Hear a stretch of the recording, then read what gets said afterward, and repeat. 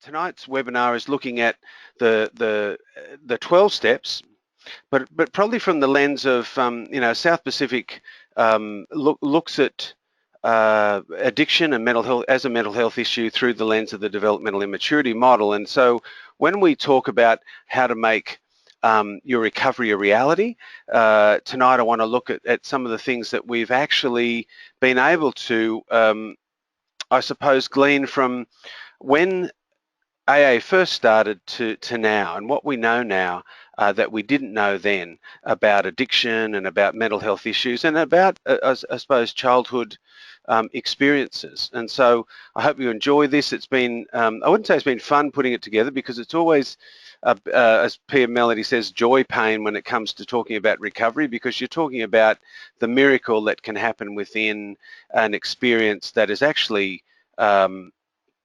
a very painful reality for not just the person involved, but generally their family as well. So, just as we get started, I'll just make sure that I've got Jackie Grant, who's our web. She's our relationship manager online, and she's going to give me, Jackie, please give me some feedback if you can hear me fine and everything's sounding good from that sort of mechanical end, and then we can pretty well.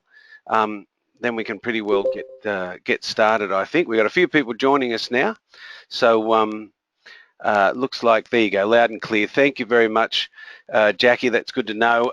Usually, Samantha Higgins, our fantastic events coordinator, is by my side, and I am usually a lot more confident when she's there, because she's the brains trust of the organisation. I'm usually the guy that can wrap it on about recovery and enjoy doing so. But so tonight, guys, if as you're watching this either live tonight with me or after the fact on YouTube, you're going to see me fiddle about a bit more tonight than usual, which has included this sort of longer introduction than we usually do.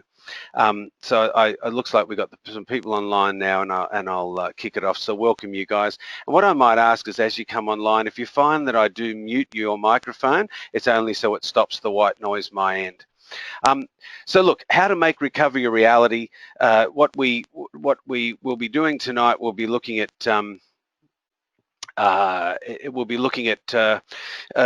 I suppose trying to find a way out, and what interested me about doing this webinar is what have we learned from neuroscience? What have we learned from the psychological, psychiatric, medical fields?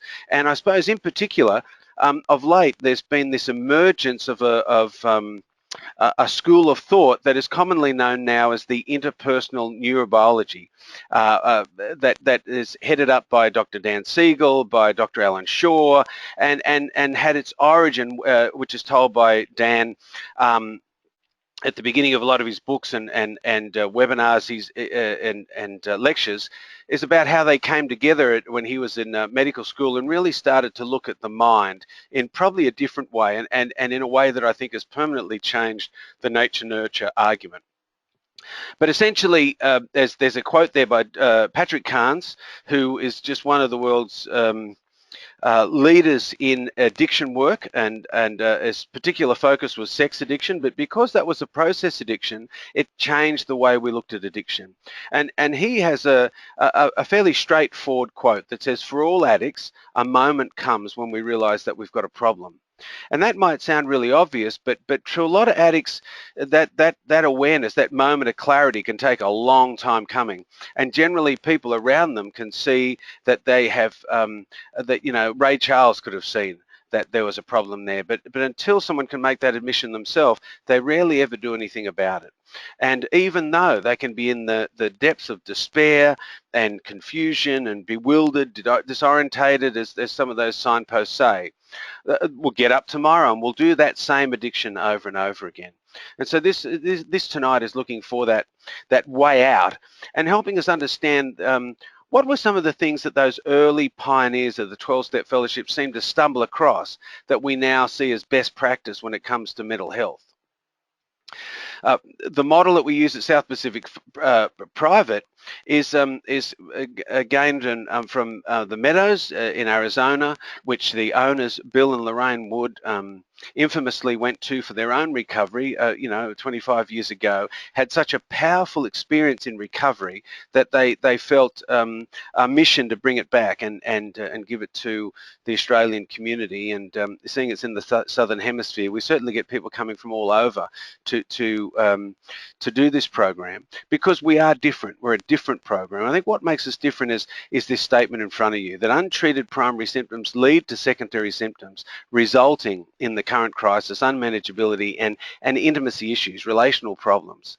And that this is when we look at recovery,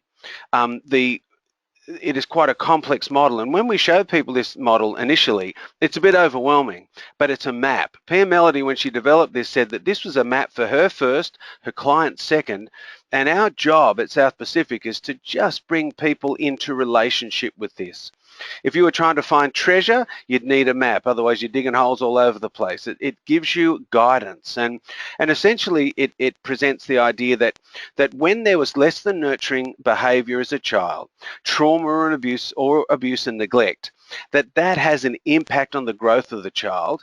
And when she formed this, a lot like Dr. Alan Shaw, who's very much an attachment specialist.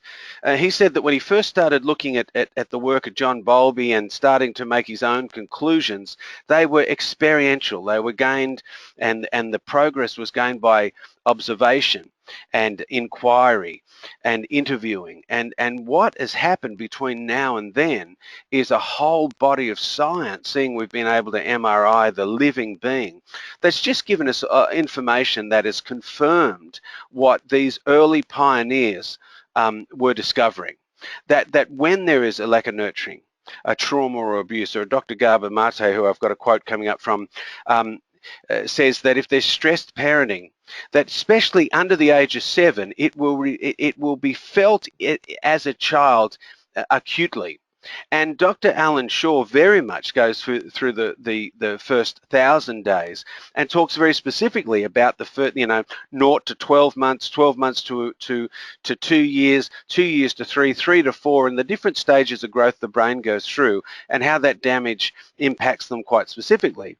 But I think the thing that the take-home message for us at South Pacific is, when it is felt, when that trauma is experienced at that point, that in regards to a child's sense of value, safety, identity, and regarding their needs and wants, due to just the nature of the child, which is self-centered, we will see that the child itself will have a felt sense of the experience as they get older, but they will not have the memory of it.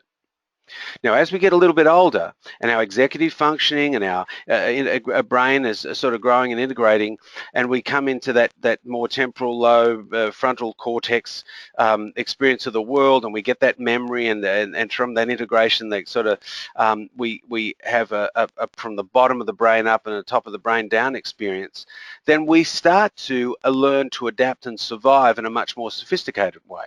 When we're a young child, we really only have the freeze and faint component of the fight, flight, freeze mechanism when we're under perceived threat. As we get a bit older, that fight, flight comes in, and we learn very much to survive early childhood experience. We will try and act better than, work out ways from the family system to be invulnerable, try and be good and perfect, and then eventually rebel, possibly in a stressed family system, become anti-dependent, and we'll try and find a way to control the environment to the best of our ability to survive it.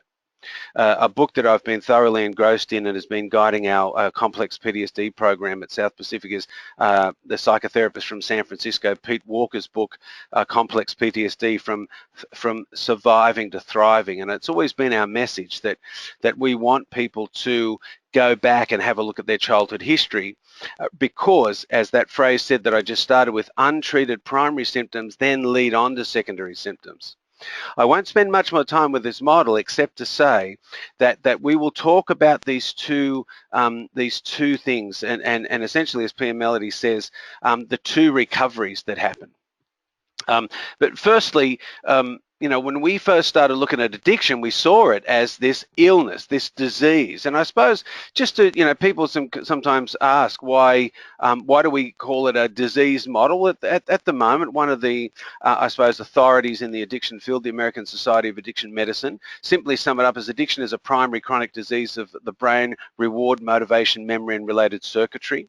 That dysfunction in these circuits leads to a characteristic biological, psychological, social, and spiritual manifestation. So we can, it's quite a broad aspect. I know my shamanistic and spiritualist friends out there always, I'm very eager on social media to see the argument between don't give up on the spiritual approach to recovery and don't let science overtake us. And the scientists are saying, look, that don't let that spiritual mumbo jumbo overtake us. And I think that this definition of addiction certainly helps us see the complexity of what we're dealing with, and this is reflected in the individual pathological pursuing the reward and or relief by substance use and other behaviours, which I'll certainly bring up Dr. Patrick Carnes's definitions of process addictions too. So we know that we're dealing with a reward, circuitry, motivation, memory, part of the brain when it comes to addictions. Now, our esteemed colleagues that study chemical addictions will tell us we've got enough evidence around chemical addictions in the dopamine release system of the brain to say that that certainly happens. The argument is still happening between our process addiction experts and our substance addiction experts around, does the sex addict release and activate the same reward systems? I think we definitely say they do, but by how much? Well, that conversation is still taking place. One thing I know for sure, though, is if I'm at South Pacific and I'm supporting somebody that's there for a process addiction like gambling or sex addiction, or a substance addiction like alcohol or heroin, that even chemical addiction withdrawal aside, both groups of people go through significant biological, psychological, social, and spiritual withdrawal symptoms. And we'll talk about that a bit as we go along. Patrick Carnes says that if we can define chemical addiction as a pathological relationship with a mood-altering substance, then you can go as far as to say that process addiction is a pathological relationship with a mood-altering experience. And what we've got in front of us in recovery is that while we are building bodies of evidence for this sort of argument that will then eventually make its way into our diagnostic tools like the DSM, folks that are left to deal with people that ring up somewhere like a treatment centre like South Pacific are left to sort of work with the people in the depth of despair that comes with working with all addictions. So we treat all these addictions at South Pacific, and we see them as equally as damaging and as equally in need of a very thorough medical, spiritual, psychological program. So the 12 steps. What we do at South Pacific, as people know, you walk in the door, and we've got a lot of new staff because we're in a very exciting time in our, I suppose, our existence at South Pacific, that we're going into our 22nd year. I had the pleasure today to go through our 10-bed sober living house. Our new wing of the hospital is you can nearly see it ready. The carpet's down, the lights are going in, they're busy painting, and yet we still in this day and age send people out to 12-step meetings, and we still see success from that. And so tonight's webinar in a way is working through, well, why? What did the 12 steps get right that they're still growing as a fellowship? They've certainly got their detractors, and I always like to read some of the things I see on the web, and I will address some of these at the end of this webinar in what we need to be careful of when we go to a 12-step fellowship. But I certainly don't throw the baby out with the bathwater. And as we go through this tonight, I want to blend in what I can see that the 12-step fellowships, in the way that they suggest you do their program, is now being supported by a broad body of evidence when it comes to science and neurobiology. So the 12 steps lay things out fairly simply. They say, firstly, we need to make an admission over what it is that we're powerless. So for the alcoholics, it'll be alcohol. For the addicts, gambling addicts, it'll be gambling. Codependents, it'll be others. If you do Pia Melody's personal work in regards to breaking free around the symptoms of your own codependency, she'll say that we're powerless over ourselves. But when we try and be powerful, our lives will become unmanageable.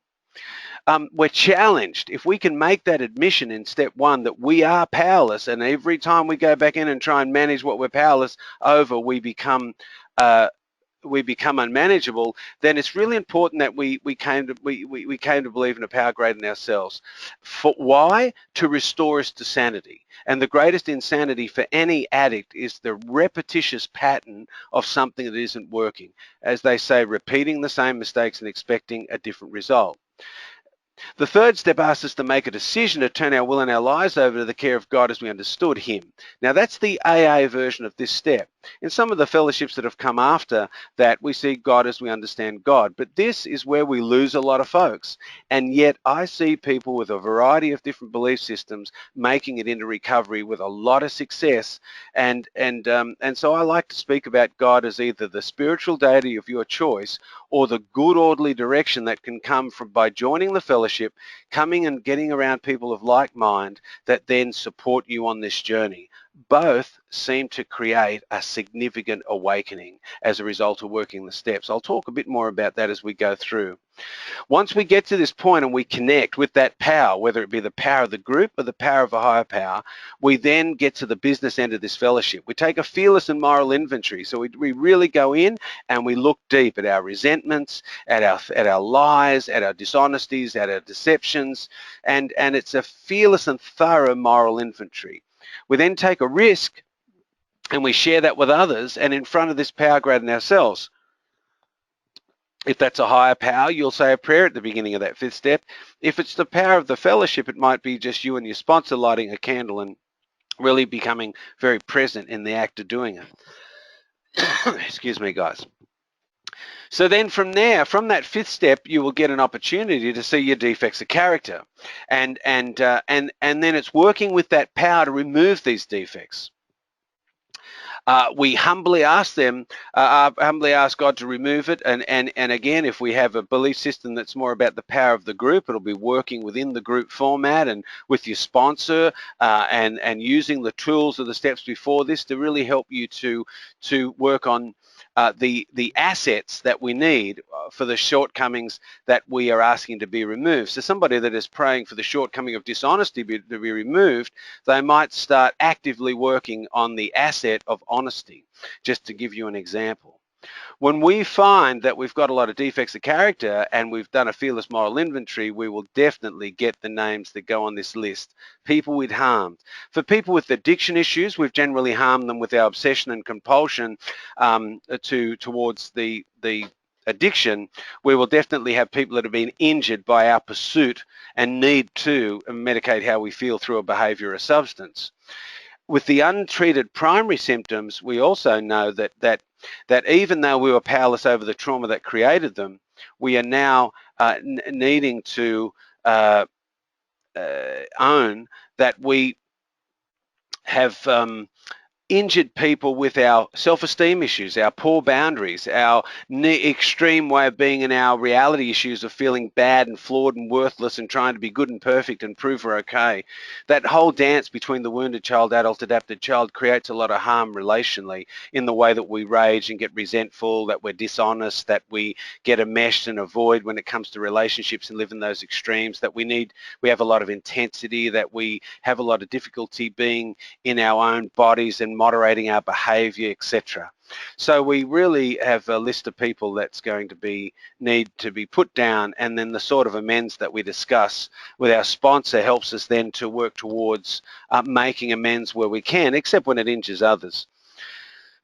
Once we've done up to step 9, then what we are challenged to do is continue to take personal inventory, and when we're wrong, promptly admit it. And I like when Pia Melody talks about the idea of wrong, is that if I go back into my defects of character the defensive mechanisms I have to stay safe, my symptoms of codependency or my addictions, then I need to, as soon as I can, make amends and clean house, because I haven't got the luxury of being, being able to sit in resentment.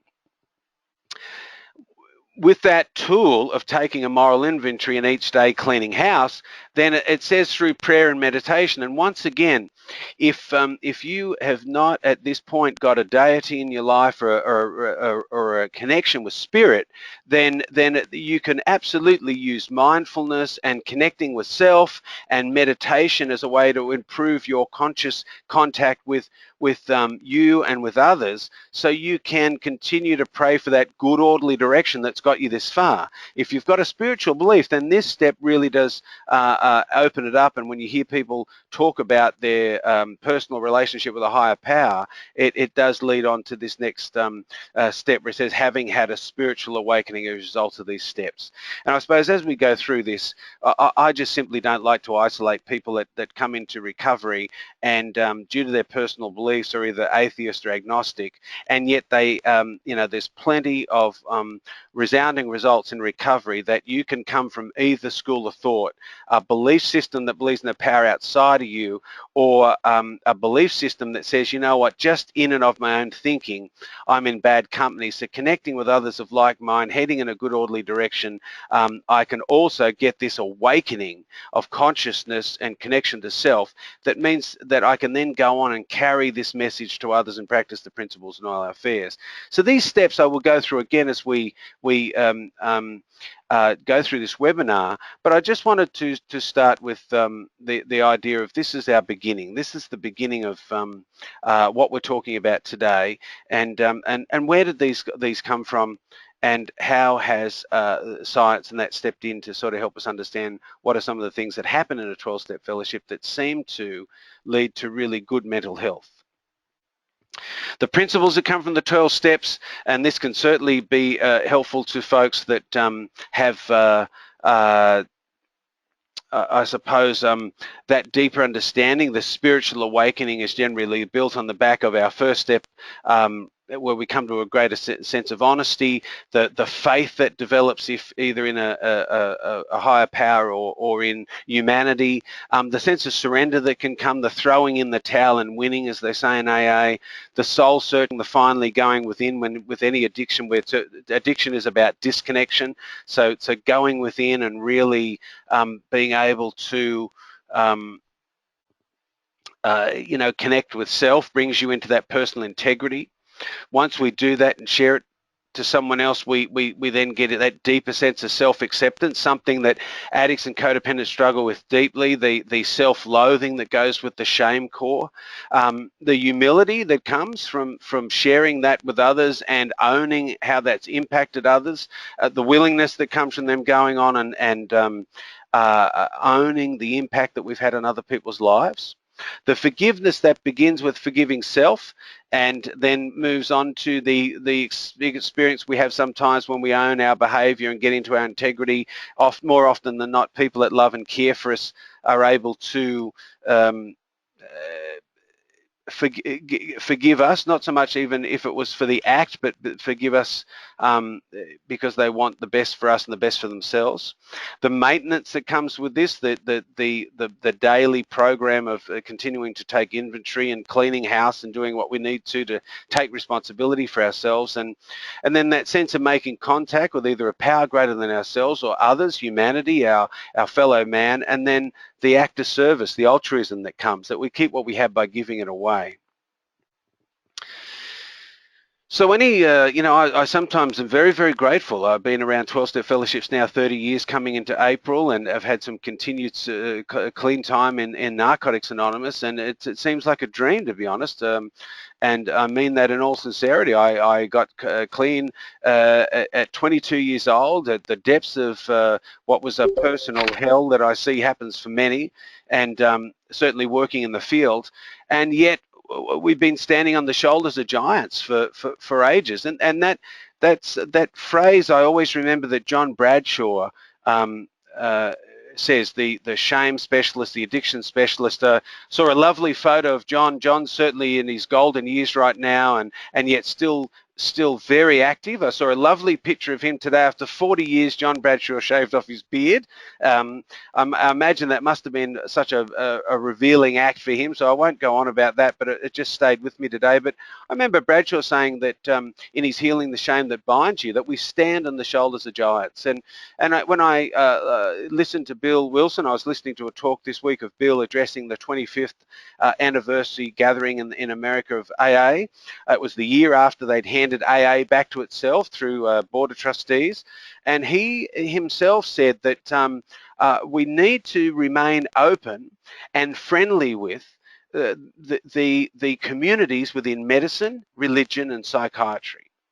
That there will, I think he at the time certainly was prompted to read the William James's book, Varieties of Religious Experience, as a way of trying to understand his own conversional experience that happened in treatment.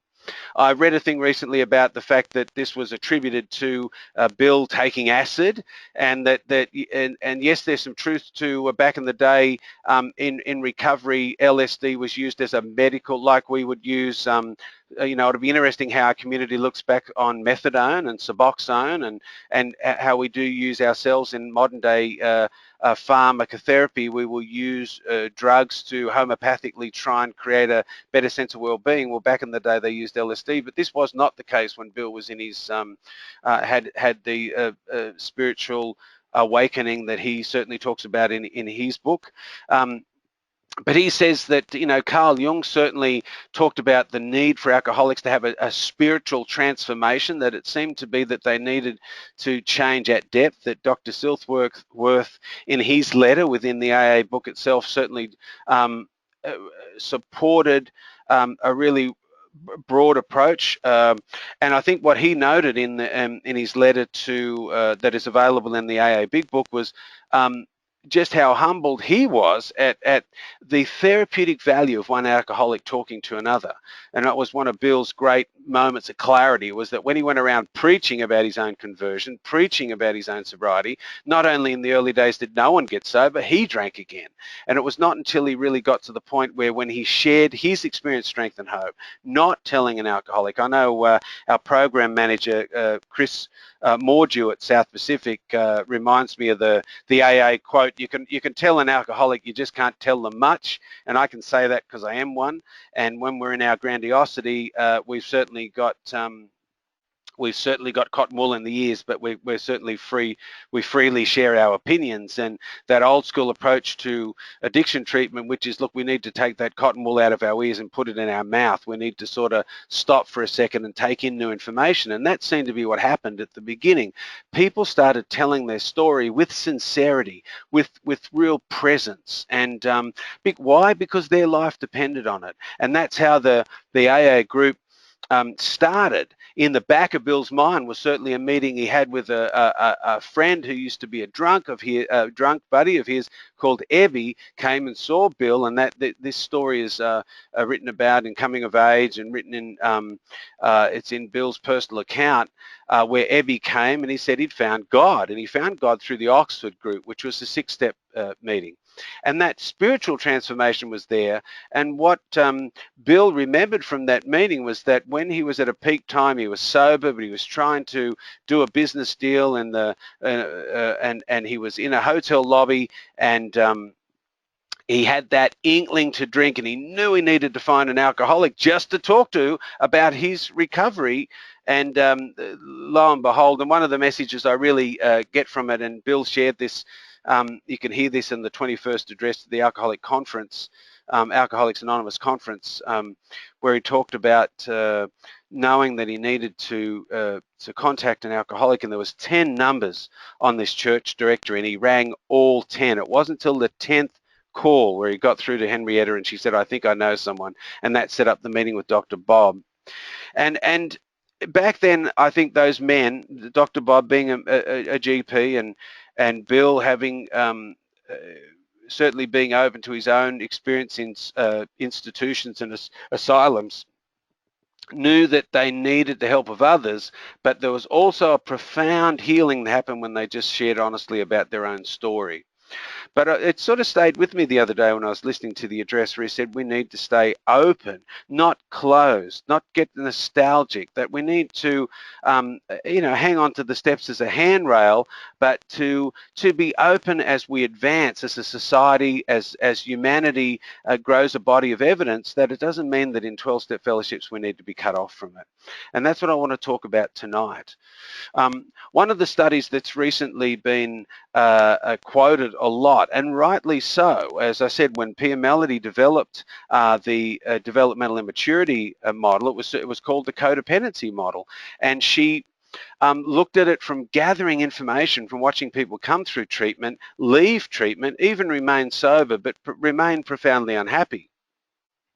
When they did the adverse childhood experience study and started to write it up, they started to make these connections, and they'd say that we certainly were able to see really clearly that emotional abuse, nurturing, and trauma as a child, whether it be physical, sexual, exposure to addictions, mental illness, witnessing domestic violence, family drug abuse, etc., that these things experienced by a child led to a very clear disease in the adult community, and it became, I suppose, a body of evidence that I've always been interested in it, because in our model, it was experiential up until this point where we really started to see that there was lots of evidence of the connection to depression, suicide, alcohol and drug abuse, sexual promiscuity and sex addiction, domestic violence, the cigarette smoking, obesity,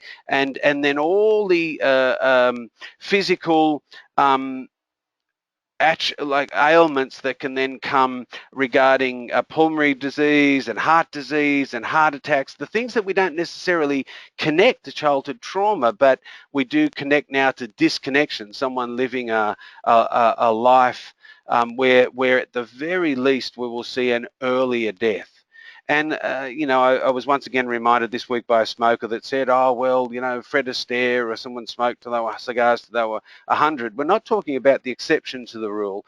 We're talking that people that go through and don't treat those underlying primary symptoms that then lead on to having mental health issues, addiction issues, and physical illness as a symptom, untreated, generally these things lead to a life expectancy that's less, and within that, a life that didn't live up to its potential. Just this diagram here just again shows a little bit more information around that, and I've put at the top here that certainly Dr. Bessel van der Kolk, who put forward the idea of a collection of symptoms for what we would call complex post-traumatic stress for the DSM-5, to say, look, the symptoms of less than nurturing abuse and behaviour in childhood that warrants its own disorder. That it's too different in its symptomology to what we've commonly known as post-traumatic stress disorder. It didn't get through for the DSM-5, but I absolutely believe that we're building the body of evidence that we will see in the future a developmental trauma disorder of some nature being added to the DSM-6. And this multiple exposure to interpersonal trauma throughout childhood, especially in that under sort of 4 to 5 year, whether it be abandonment, betrayal, physical or sexual assault, witnessing domestic violence during childhood, will then lead on and have amazing effects on somebody's life, including just their general disposition. I've always been overwhelmed by that statistic of 67.2 just answering to a general life dissatisfaction, hopelessness, let alone the statistics there around anxiety or physical health issues or relational issues such as divorce and separation, etc. So I suppose for anyone in recovery, this sort of the ACE study and it being a template for ongoing evidence gathering. I know that Alexandra Katahakis, the clinical director of this Center for Healthy Sex in LA very much uses the ACE template to continue to collect data, and it is on record as saying that 100% of her sex addicts meet the criteria for adverse childhood experience. And she said you can sort of never say never, but the actual fact is, for every time they've used that tool to gather evidence to see if there's untreated primary symptoms, she has found that it's a 100% success rate. So this developmental model of immaturity is certainly an attachment disorder model, and we've known for a long time it's generational, it's passed on. We've known that about alcoholism. You can find it. Now I remember the lovely Jackie Grant, our relational manager today, said, look, that Alan Shaw slide it was so wordy. So we've tried to just sort of capture it, because I'm an enthusiast, not a scientist. I'm a psychotherapist, but what I heard Alexandra Katahakis in a speech talk about when she first came across Dr. Alan Shaw and saw his work, and as someone who's worked with addictions and the devastation that comes from childhood trauma, and she said that she wasn't sure that on that first occurrence of hearing Alan what happened to her, but when she left she was on fire. And I remember hearing that and a light just went off in my head. It was like I saw Alan do a masterclass down at the Australian Childhood Foundation conference in Melbourne in 2014, and I had the same experience. I walked out of there, and the missing piece of Pia's model, and I mean missing in a sense, finally, the scientific evidence that we could present to clients. And he just said, and I've just got to try and minimize something here, folks, so bear with me with my limited skills. I'll just push aside something so I can read this for you.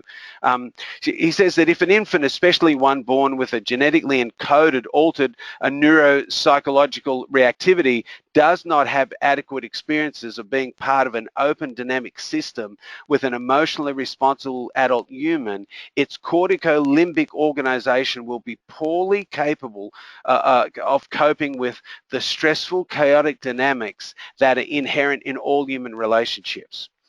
And he goes on, his book, his latest book, The Art of Psychotherapy, very much talks about this early, that quote there, and how it then goes on that we have an affect regulation disorder, that when the chaotic moments in life come along, that even if it's experienced as less than nurturing, if at its core that open dynamic system is functioning and the adult human beings are emotionally responsible, people get through it and they actually build resilience.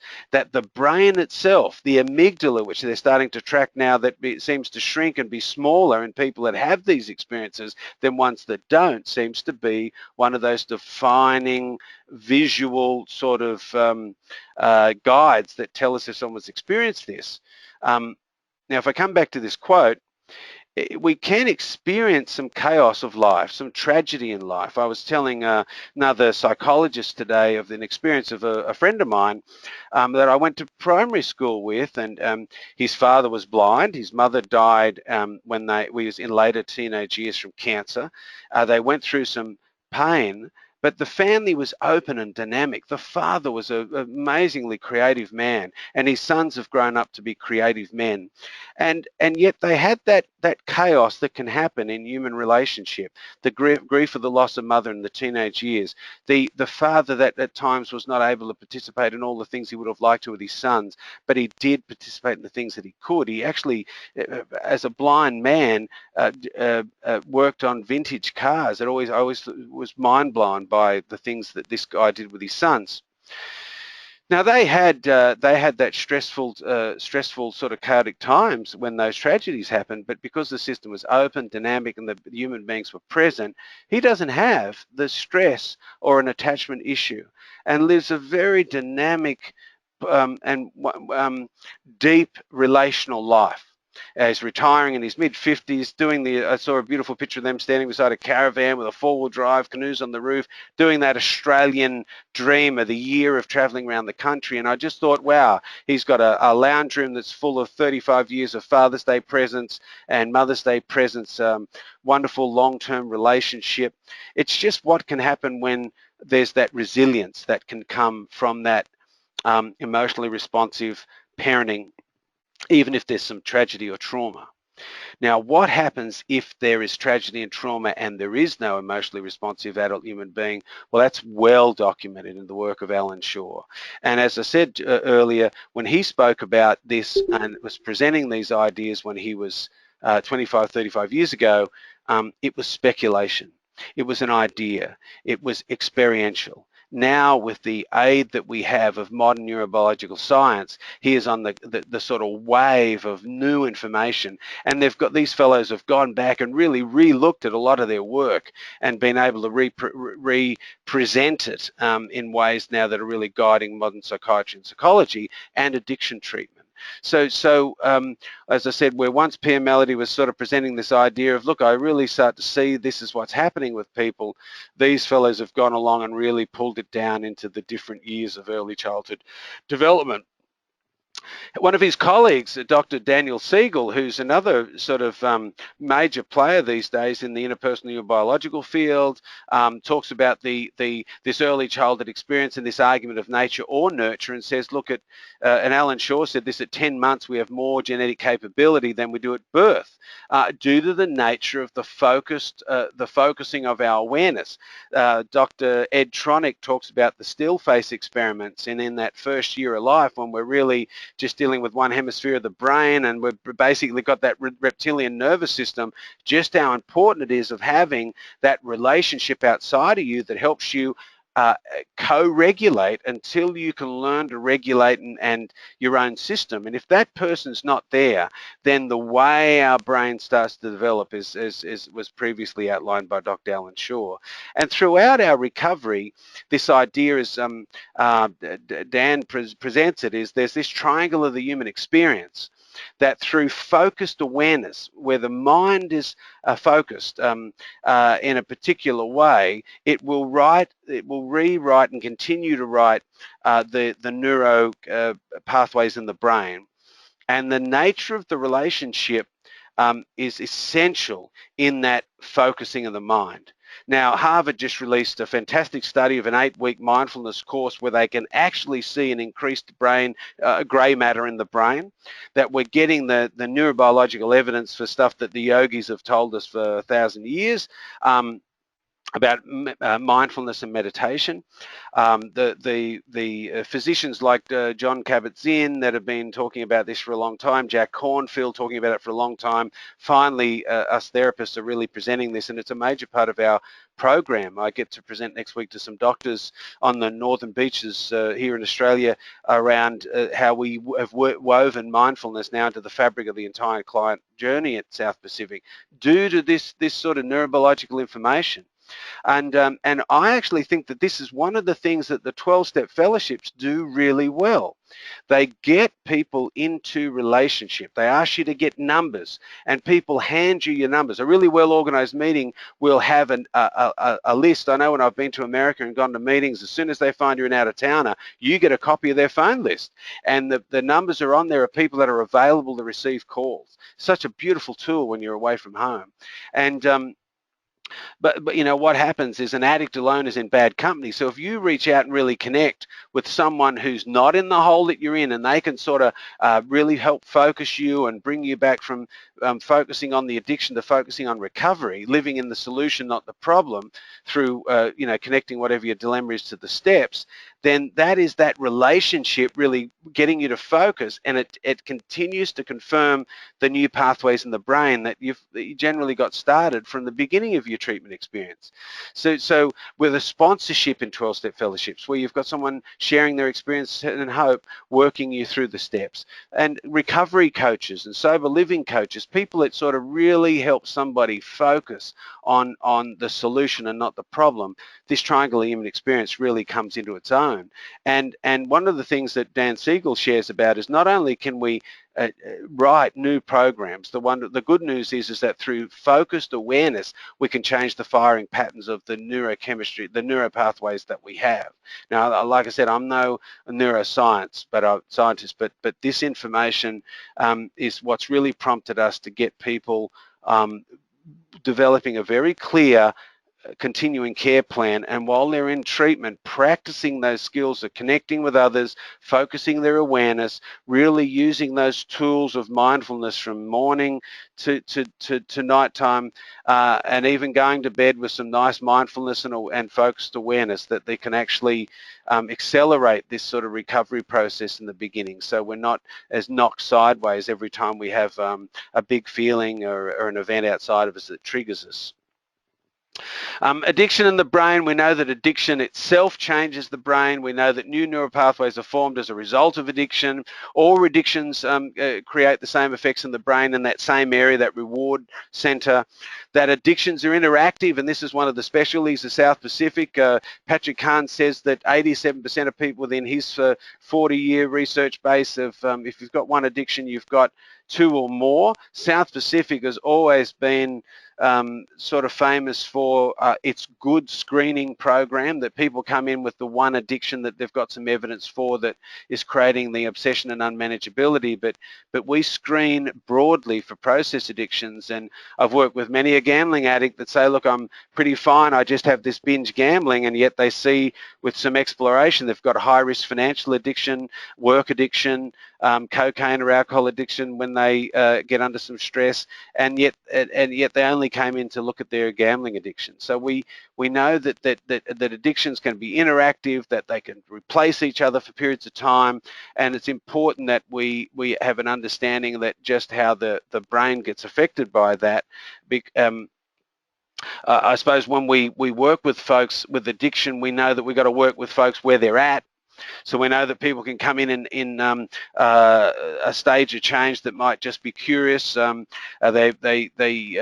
what you can see in front of you is the Petrasca and De Clemente's tool for therapists to help clients or patients to work out where they're at.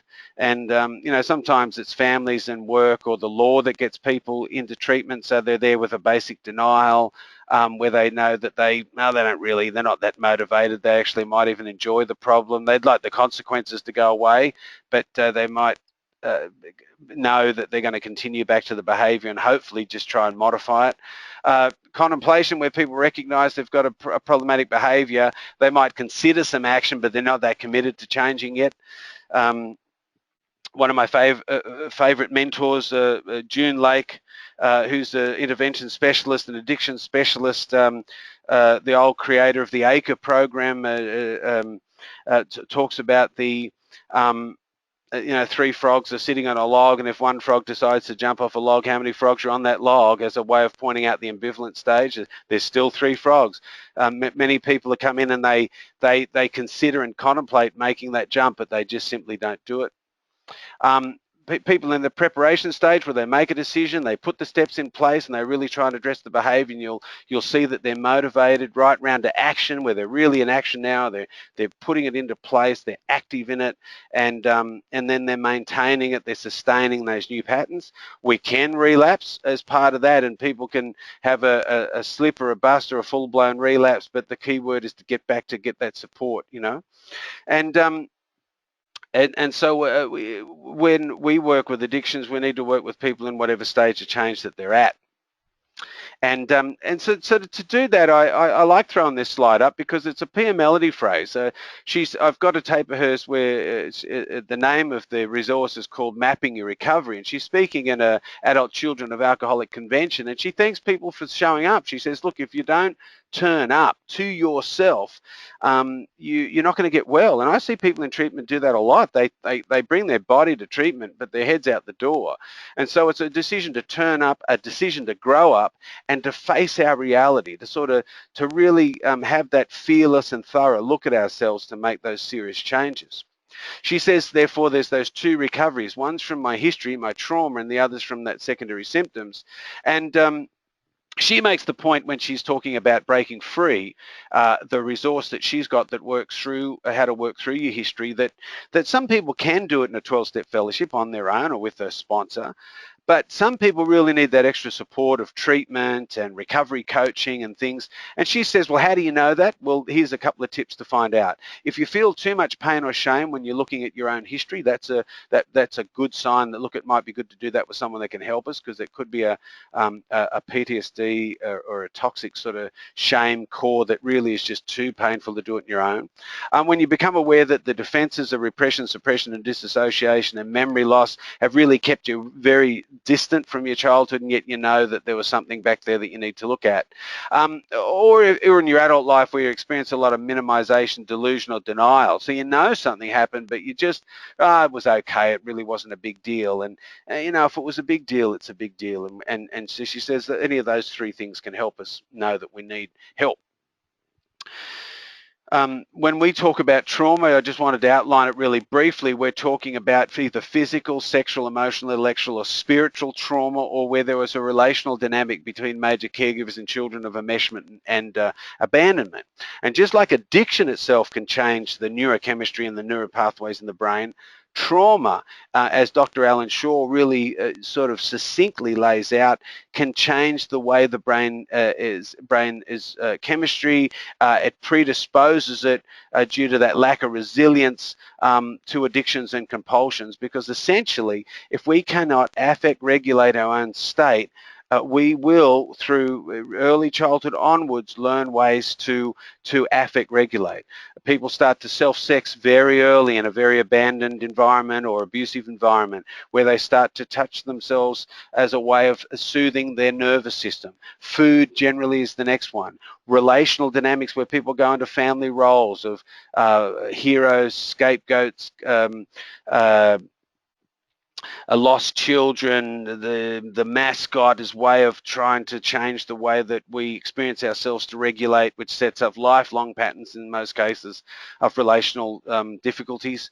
And so we know that we will start to regulate ourselves with things outside of us. Some of us take that to the point of addictions. Others just take it to a point of where they become an obsessive compulsive disorder. And so just wanting to be clear as we move forward of what are we looking for with a lot of addictions that's underneath the addiction itself. Gabor Mate has been somebody I've listened to a lot. I think when I explain to people, if you could look Gabor Mate up, I think his new book's Hungry Ghosts. He is a Canadian physician who works with trauma and addiction, and he has been on record of late sort of just challenging governments and society in the way that we treat addiction. And he simply says that the hardcore drug addicts that he treats are, without exception, people who have had extraordinarily difficult lives. The commonality is childhood abuse. These people all enter life under extremely adverse circumstances. Not only did they not get what they need for healthy development, they actually got negative circumstances of neglect. That's what sets up the brain biology of addiction. In other words, the addiction is related both psychologically in terms of emotional pain relief and neurobiological development to early adversity. And it just sort of really, the way he speaks about it, he goes on to say that therefore when we treat addicts as though they've got a moral dilemma and we treat them with incarceration, that we're actually incarcerating some of the most damaged people and human beings that there is on the planet. I'm not saying, and certainly not saying, that once somebody becomes addicted to something and crime or violence becomes a way that they engage in society and community, that's not okay. We need to remove folks that are doing that are dangerous to themselves and others, but how we then treat them, even in incarceration, is should be fundamentally revisited if we really want to create rehabilitation and change. These days, you know, with the South Pacific for a long time, you know, not only did, you know, if you came to South Pacific, you, with one addiction, you usually left with three, and people had a good chuckle about that. Generally, if you came to South Pacific, we were also the place that took you back to your childhood, and there's still a lot of places in Australia and around the world that will say, oh, that's, you know, you shouldn't do that with addicts, and you should just deal with the addiction itself. Well, we fundamentally don't believe that, and more often, as I've presented tonight, Alan Shaw, Dan Siegel, Bessel van der Kolk, Gabor Mate, Dr. Ed Tronick, these specialists in attachment and trauma are telling us comprehensively that early childhood development, lack of affect regulation, lack of brain integration, as Dan Siegel says, those 9 domains of integration that get damaged, are leading us to now to know what the rest of the world and other treatment centres like ourselves and practitioners that have worked at this depth have known that these days you have to be a trauma-informed service, and pretty soon now, if you're not a trauma-informed service, you won't be getting the support of the medical insurance companies and etc., because they know that best practice means that in treatment we need to be able to deal with trauma as well as the secondary symptoms of mental health issues, including addiction. So creating that atmosphere of safety, trustworthiness, collaboration, choice, and empowerment are the real key and buzzwords when it comes to trauma treatment. Now, why I've put this up, because we show this slide in our PTSD program, but I actually think that everything on that's there in front of you right now is what you'll find if you go to a well-functioning 12-step meeting. That what happens really quickly, there's an environment of safety. People are welcomed. You go to a good AA meeting, one of the group roles is welcoming people at the door, showing them where the tea and coffee is, and making sure that they get a seat and they're looked after. A trustworthiness is built generally through the therapeutic value of one addict helping another, but that we tell our own story, that it's not about advice giving. Even sponsorship is not about advice giving. It's about someone sharing their experience, strength, and hope as someone shares themselves. So this idea, these key points of trauma treatment, collaborating, working with each other, making choices, the safe environment, feeling empowered. I've always remembered that the first step is where we sort of really get to a point of defeat, but we surrender. But the other 11 steps are where we get our power back, and so the 12-step fellowships, as far as I understand them and as my experience of them, are as you get your life back. The only thing you've got to give up is your misery. The sense of belonging that comes. If I look at Dr. Alan Shaw saying, well, in our adult life, and Dan Siegel saying, well, in that triangle of human experience, that in recovery, we've got to get the brain integrated again. We've got to learn to regulate our state. Then 12-step fellowships really work as a great tool to do that. You get that sense of belonging by turning up, and sometimes that's done in very easy relational ways, doing a little bit of service, joining the group, stacking the chairs, washing the coffee cups, taking on a role. You might just simply become the tea person, a greeter at a meeting, etc. Gives you that sense of belonging. A non-shaming environment. I think the thing I remember from early recovery was that it was the first place I actually laughed without having a drug in my system, and you learn to laugh at your own imperfections. People get up and tell the craziest stories, and people clap at the end and say, keep coming back. The reparenting aspect with your sponsor, that you've got a mentor that is taking that time, really seeing you. I know Dr. Stephen Porges, who's just groundbreaking work in the polyvagal theory when it comes to understanding developmental trauma and the triune brain and how the limbic system fires when we perceive threat in our adult lives, and how we will be using sometimes addictions just to try and medicate that so it doesn't happen. A bit like a veteran might develop an alcohol problem as a way of trying to medicate themselves away from that sensitivity they have for the emotional flashbacks, etc. So in a relationship with a sponsor, we start to get a sense of someone helping us to by being present. What Stephen Porges talks about is that upper mammalian, the upper vagal sort of response of when we're really present and regulating the melodic tone of the voice, the open face, the relaxed orbital muscles, and when that body's in that relaxed state, the middle ear that can usually really get affected by trauma, where people really just stop hearing you, is relaxed and you can hear. And so when you're creating that experience and this is what happens in coffee shops all around the world, and the meeting that happens after the meeting as people share with each other, sponsors that get together with sponsees and work on the written work they might have done on the steps, have that real face-to-face experience, and people get that sense of connection and trust, and it becomes a real a wonderful way of reprogramming yourself to experience yourself differently and trust others differently.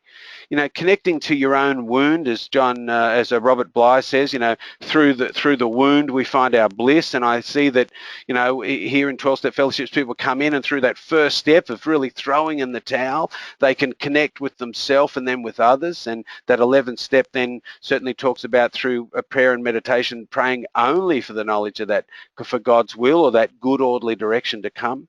And then the altruistic nature of giving it away, to keep what we have. And I suppose the other thing that comes is just the fact I see people having fun again. They learn, and Dr. Dan Siegel talks about this, about and I'm just about to talk about his healthy mind platter, about the growth and the integration that comes from play. And AA have that saying, hang loose and be a goose, to just come back into yourself. So the 12-step fellowships really give that opportunity to start to learn how to regulate. As I mentioned, Dan Siegel, when he started to toy around with, well, look, how do we make reintegration of those 9 domains of the brain in treatment? How do we sort of make these sort of achievable and easy to observe?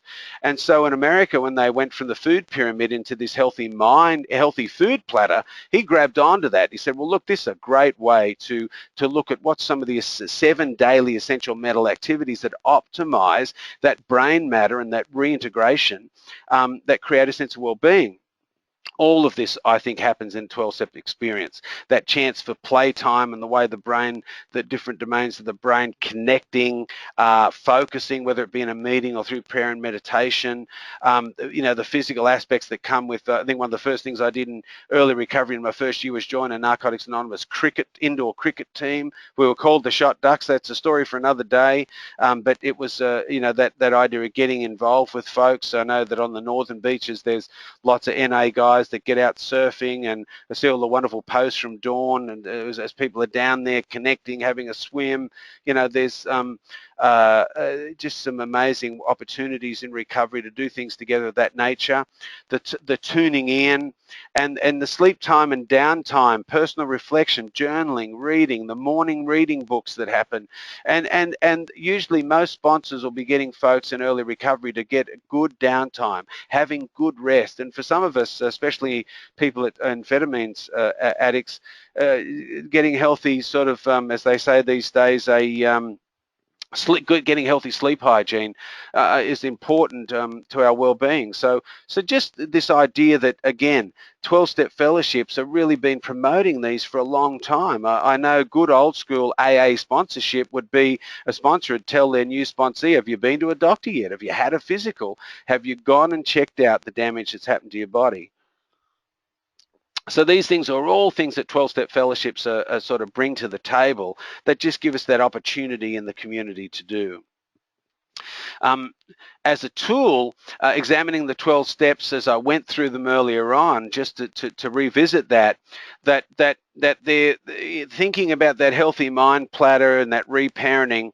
The first step gives us a chance to identify powerlessness, not just over our addictions, but over our core symptoms of codependency, self-esteem, boundaries, our reality, dependency and moderation issues.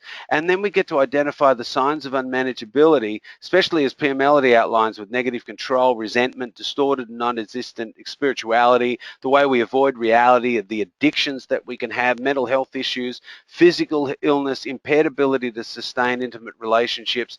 The first step really gets us to comprehensively look at both recoveries and see just where am I really powerless and where's this unmanageability impacting my life.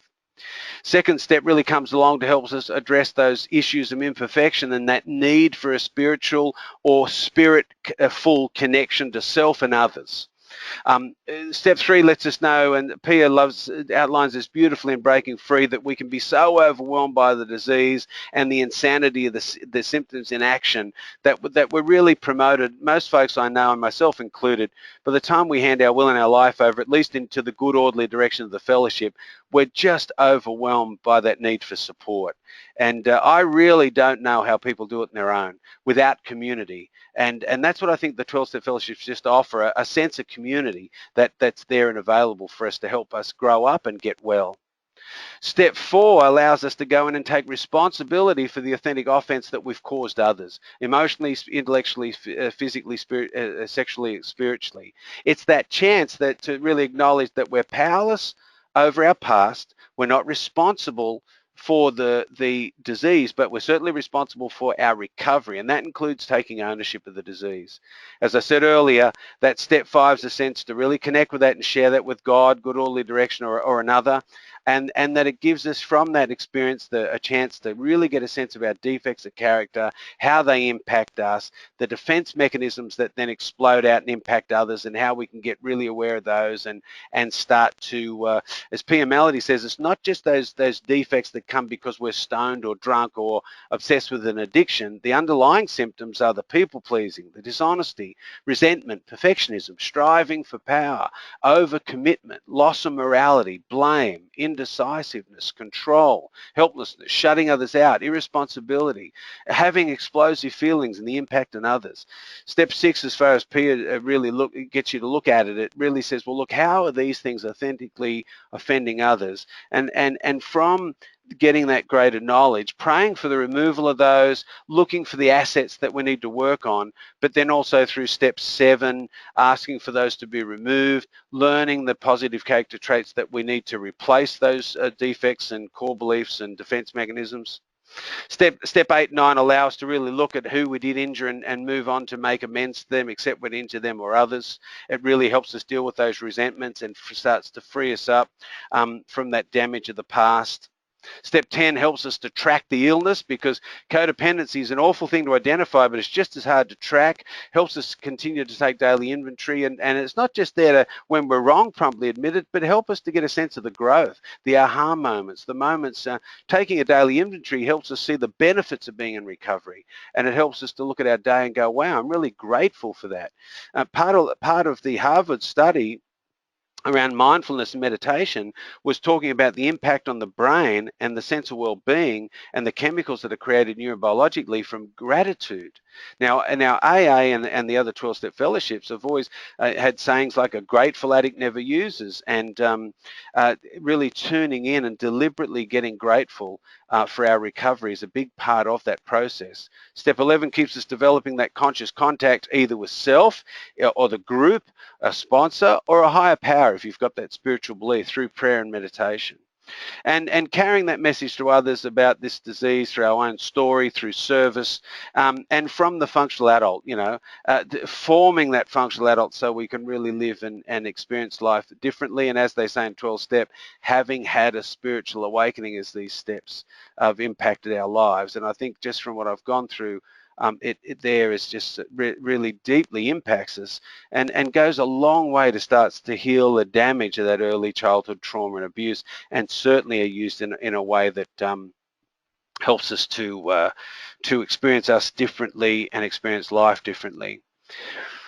I've always liked the how recovery, that we need to be honest with self, honest with others, honest with God, open-minded with self, open-minded with others, open-minded with God, and willing with self, others, and God. If we're just honest, we're commentating on our disaster. If we're just honest and open-minded, we've commentated and now we've got direction. But if we don't add the willingness, we don't go anywhere. There's plenty of people that sit in treatment centers knowing what they should do and they don't do it. Brene Brown and her resource. Her latest video resource certainly talks. She puts up a slide and there's an apple and a donut, and she just stands there and everyone laughs and they get it, because she says, look, we know what we need to do, but unless we put the how of recovery in action, we don't do it. And as I said earlier on, as insanity in recovery and in addiction is repeating the same mistakes, expecting a different result. If I look at the apple and eat the donut, I know what I'm going to get. And that'll be that continued self-loathing that goes with that self-will run riot. So recovery suggestions really quickly, identifying people, places, and things that are necessary for you to avoid an early recovery. A lot of people say, I'm not going to drink alcohol again, but they really want to keep going to play pool down at the club, or they want to continue seeing their buddies that get drunk. Early on in recovery, until we get some new neural pathways where there's some extinction about some of those people, places, and things, it's very important to put them on the list and become aware of who, where and what do we need to add to our continuing care recovery wheel. Bottom line behaviours, so really knowing what is it about our addiction that's crucial that we get clear on committing to not do or to do. And that list needs to really guide us. So I know in early recovery, no alcohol, no drugs was a really important thing for me. And yet what happens for a lot of addicts is that we still want to self-medicate when it comes to a physical illness or something. So if you've got an addiction issue, you really need to get the right sort of help. You know, one of the advice I give to addicts is don't be your own doctor. And the example I give at the bottom there is if you're an overeater, then also you've got a very distorted thinking process around eating. So yeah, see a dietitian, get an eating plan. And that's what I love about Overeaters Anonymous. They don't pretend to be the nutritional experts. They just pretend state that, look, we can help you with your addiction, your obsession with food and your overeating or undereating, but you need to see a nutritionist to get that information, a GP to get that information. 90 meetings in 90 days. One of the things that I know now more than ever that those 90, the AA were really onto something. Due to post-acute withdrawal syndrome, we know now that the brain is really impacted neurochemically because it's the reward system in the brain. You stop acting out with your addictions, your reward system doesn't function properly. So we know that we will get chemical reactions up to 18 months in recovery acutely for the first 6 weeks, but then in and out roller coaster like for the next 18 months. So you could be doing all the right things in recovery, but still at times feeling quite dreadful. What we know now in early recovery is not only are the neurons that are sort of, the brain is under stress in early recovery, so it doesn't form new neurons well, and so we need a lot of repetition. Now, AA sort of got onto that really quickly. 90 meetings in 90 days helps with that repetition, reading every day, writing every day. That personal moral inventory in step 10 is an amazing way of continuing to confirm and learn the things that our brain is going to struggle with for a while with post-acute withdrawal syndrome. So certainly committing to that 90 and 90 is important. Buy the book, get that book of the main fellowship you're in. If you're going to the meetings and you haven't got the book, it's like going to university and not buying the textbook. It's crazy. Do yourself a favor and buy that book.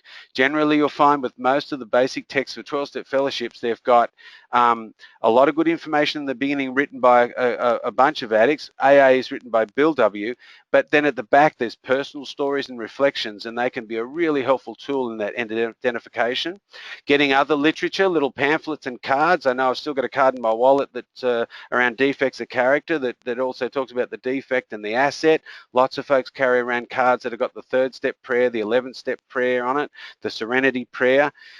This day and age, I'm old enough to remember where we used to pass around tapes, and when we had conventions, as soon as that convention closed, they'd race the tape out and make copies. You know, these days it's all downloaded. You can go to, I've got a website there, you can go to audible.com, xaspeakers.com. You can fill your iPhone with a lot of speakers, 12-step and recovery speakers. It's a wonderful resource.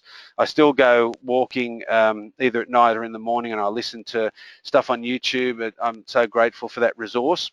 Getting phone numbers. Dr. Patrick Carnes outlines this. He says that addicts are awful at asking for help, and we have to get over our reluctance to ask members for their numbers. If you can get into the habit of ringing people, and it is, when you've come from a life that was very self-centered and selfish, it's really hard to imagine why would someone answer the phone to a stranger. That just seems crazy. What do they want from me? Is this a cult? Are they going to ask me to mow their lawn? You know, it's like we've got to get over that. The therapeutic value of one addict helping others without parallel, as they say in NA, what can happen with a phone number is it gives you that meeting outside of a meeting. When two people come together, as they said in the Christian faith, you know, we've got that church. And so people talking on the phone. And if you start ringing people, people start ringing you, and all of a sudden you get this community. I drove to work today. A fellow had rang me. He's been ringing me for 25 years. And he is a beautiful man. I'm the godfather to one of his children. But when I met him in a 12-step meeting. He's 2 years younger than me. That makes him 27 years sober. So it's, you know, still many, many years into recovery. I'm so grateful to have learned how to use that phone, and it's a suggestion I give to everybody. Join a group. Don't just join don't just sort of go along to the fellowship and go to the meeting. Join a group and help out. If you're really nervous at a meeting, which most people are, stack the chairs, join the group, take on some service. It gives you that sense of belonging, which we desperately need.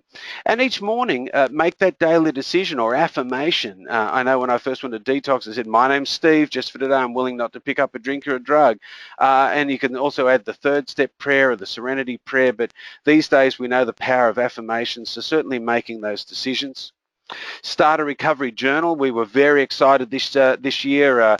Chris Mordew and the team and myself were able to all contribute, but Chris really drove this wonderful diary now that people get on recovery, and it maps the early treatment journey, and we're working on ones for our continuing care, but it's an old school tool. Continue to take that inventory. When we're wrong, promptly admitting it. Use this step at the beginning of recovery to slow your head down to the speed of your hand. It's helpful to write out realities. I've still got the old leveling format slide there, but helpful to really get in touch with yourself. And it's also helpful to be able to write out affirmations to you.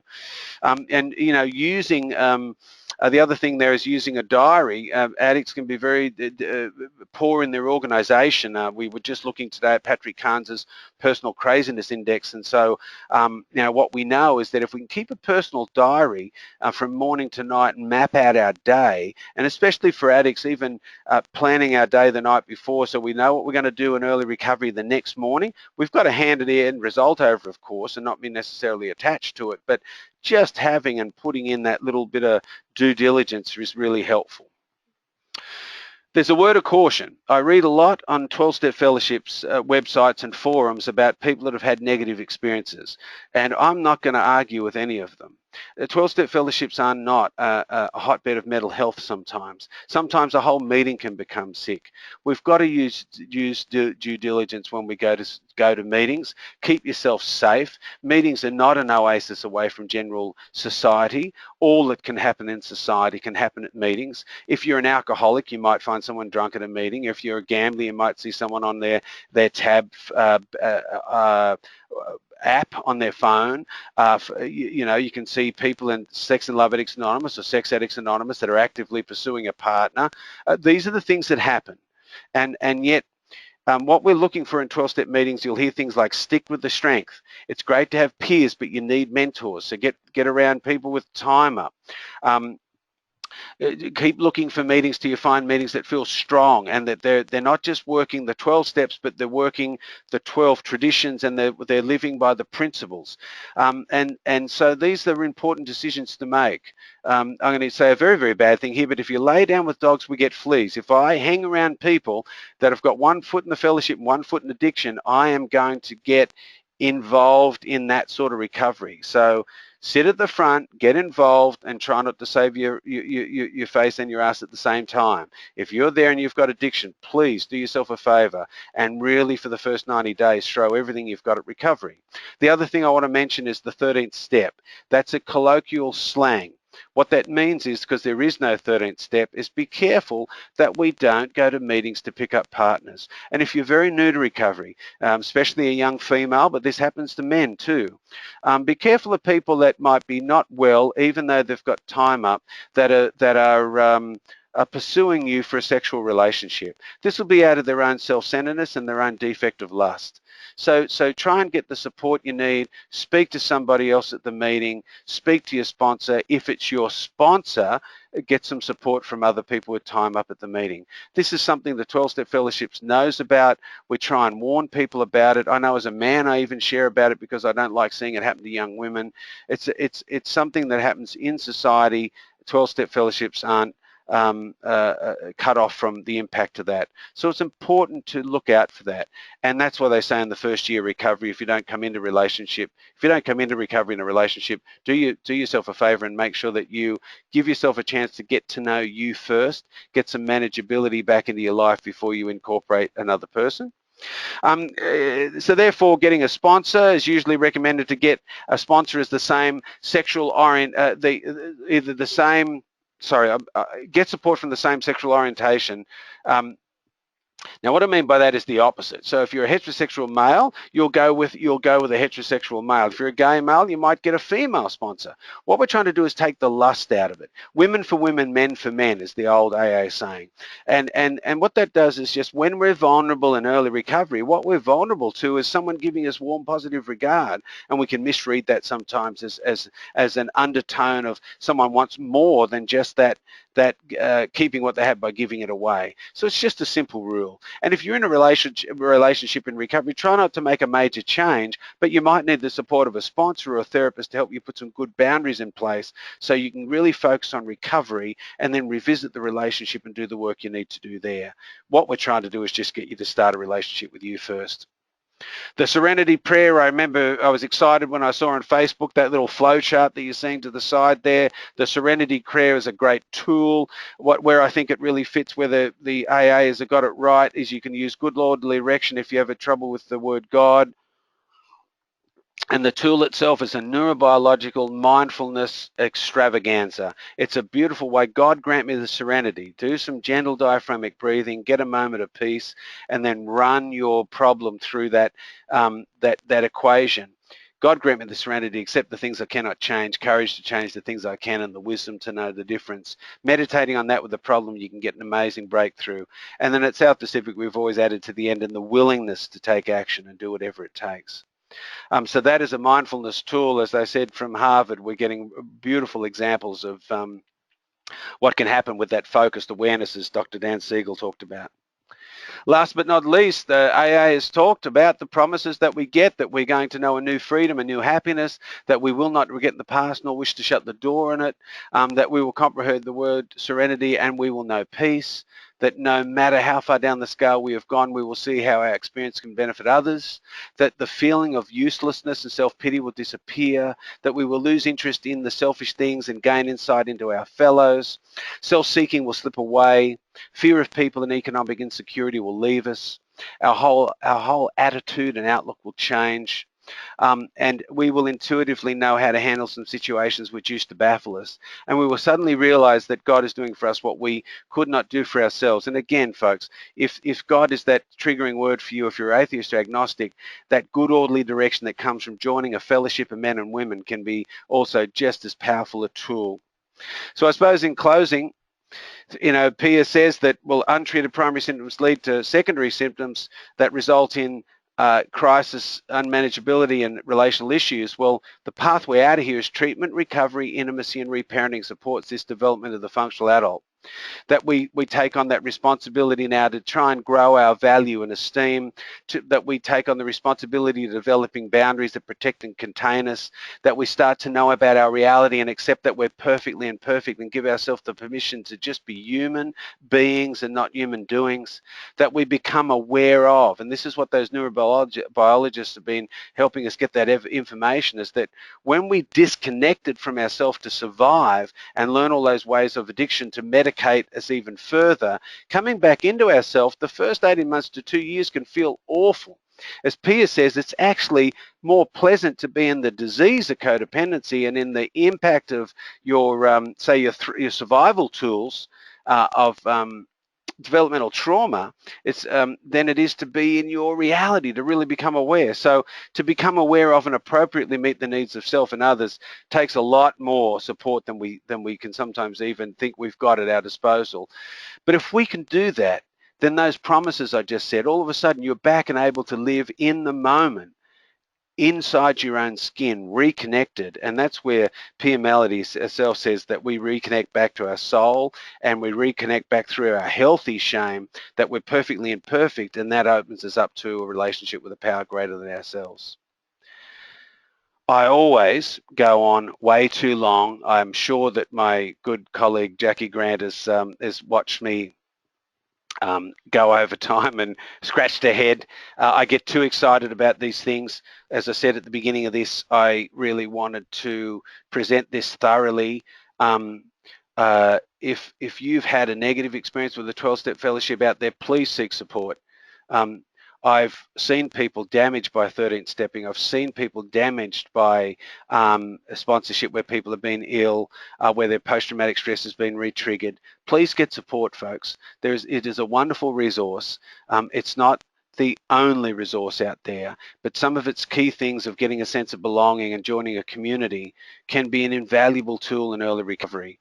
And these days, the availability of that tool is greater than ever before due to online meetings. People can, even in remote areas, access that level of support. This will be available online. If you can look in front of you there on this slide, you'll have access. If you need some extra support in your recovery, please call us at South Pacific Private. We can help you with our inpatient or continuing care day program. If you've got any questions, please email me there directly at South Pacific Private. Please follow us on Twitter. We are forever uploading and sharing information as we get it. Please follow us on our Pacific Recovery page on Facebook. Be part of that community. As we've got down in our foyer, when people come in, we ask them to expect a miracle, and when they leave, we remind them on the way out that you are a miracle. I'd like to remind you guys tonight that have stuck in with this and listened to this presentation, thank you very much. If you can, please, like I said, reach out to us. I hope to see you along the road. As Pia Melody says, I hope to see you trudging the road to happy destiny. It's been my pleasure to present this to you tonight. And if you're listening to this on our YouTube channel, please look at our other YouTube resources. And I wish you a very good night. Bye.